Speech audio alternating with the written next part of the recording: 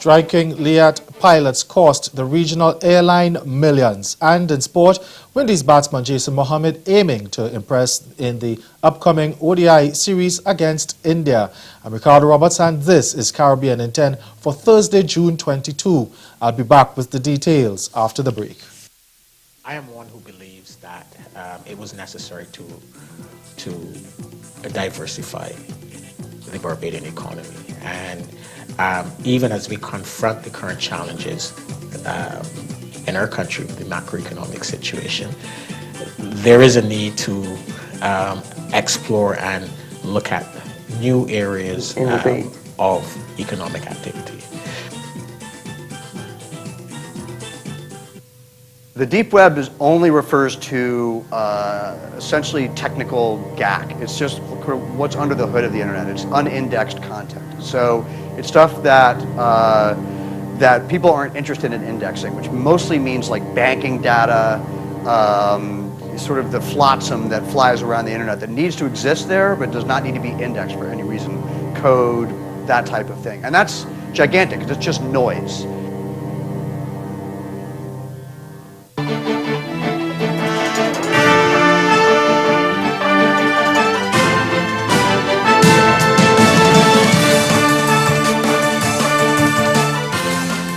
The recent three-day strike by pilots of regional airline Liat has cost the company millions of dollars in losses. The cash-strapped airline has calculated 7 million EC dollars in lost business. Chief Executive Officer Julie Reefer Jones told the Observer newspaper in Antigua that within a very short period, there were thousands of booking cancellations, many of them for the summer, which is the airline's peak period. Another Liat official confirmed that for the June to September period, about 9,000 bookings were cancelled. And so far, the airline has only been able to make 1,500 rebookings. From June 7 to June 9, Liat pilots went on strike protesting the status of negotiations on the implementation of a new pay scale for pilots who now fly the company's ATR-72 aircraft. Late on June 9, the Leeward Islands Airlines Pilots Association made a deal with the airline to bring an end to the 3 days of industrial action. Now that cannabis oil is approved for medical use in the Cayman Islands, Jamaica's fledgling cannabis industry is seeing potential there. We get more in this report from Cayman 27. Jason Hensel has sat on Jamaica's Cannabis Licensing Authority for 2 governments, and he says Jamaica is poised to capitalize on what he likened to the next dot-com boom, the marijuana industry. He says Jamaica's recent decision to decriminalize ganja has opened the door to supply Cayman with its medicinal oils. I think that it's going to mean a lot for Jamaica. We know that Cayman has legalized the oils. So I think that's an opportunity for Jamaican companies to export to the Cayman Islands. Jamaica decriminalized ganja a year and a half ago. Mr. Hensel says decriminalization has sparked major interest among investors. Bahamas Prime Minister Dr. Hubert Minnis has announced his administration is reviewing questionable contracts issued by the former government following Hurricane Matthew last October. He said that in one instance, a contractor was paid multiple occasions on several days in amounts of around $200,000 each. That individual got more than $8 million in total.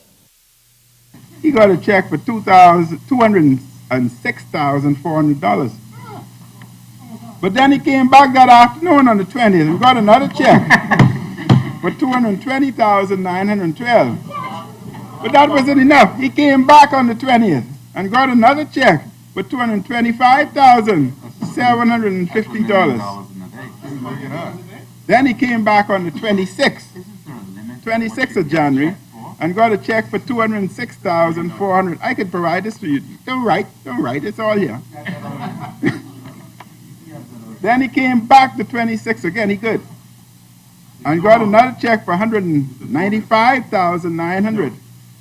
Then the 26th he came back and got another check for $226,800. But the Prime Minister said it did not end there. The same vendor also received more payments. But I'll just say, the day before election, on the 9th of May, he got 151,524. He said the information discovered was shocking, as the vendor was also given multiple contracts for companies he owned. Some, he said, were not registered to sort out debris at a number of dump sites following Hurricane Matthew. Now, Prime Minister Minnis said he will pass the information on to the Auditor General for a full investigation. And that report from Janine Noel Ferguson of ZNS Network News. Stay with us. Your Midday Sport is next. Grow your business or promote your event through the services offered by the Caribbean Media Corporation and Carib Vision. Our distribution provides a platform on cable, terrestrial television, and websites. We cover carnivals and events from across the region. We can bring your event live and alive to the world. For music makers, program producers, businesses, we can expand your reach to in excess of 2 million households daily. Our other services include news updates to enhance your media products, studio space for program and development. We can facilitate the launch of new products and services and training.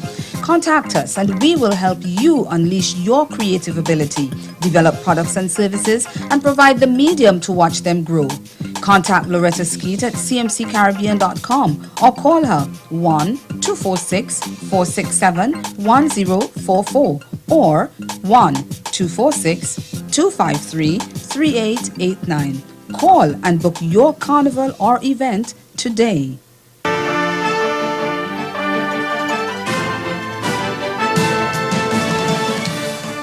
West Indies batsman Jason Mohammed is hoping to mark his first international appearance before his home crowd with something special and hopes the occasion can produce his maiden one-day international 100 at the Queen's Park Oval. Now, the 30-year-old right-hander has been the leading batsman for West Indies this year in ODIs, gathering 292 runs from 8 innings at an average of 41, with a career-best unbeaten 91 against Pakistan in Guyana last April. He's once again expected to be a key player in the Windies middle order in the 5-match series against India. Mohammed told reporters yesterday that scoring 3 figures against the visitors would be an amazing achievement. Pretty close against Pakistan with 90 at not out.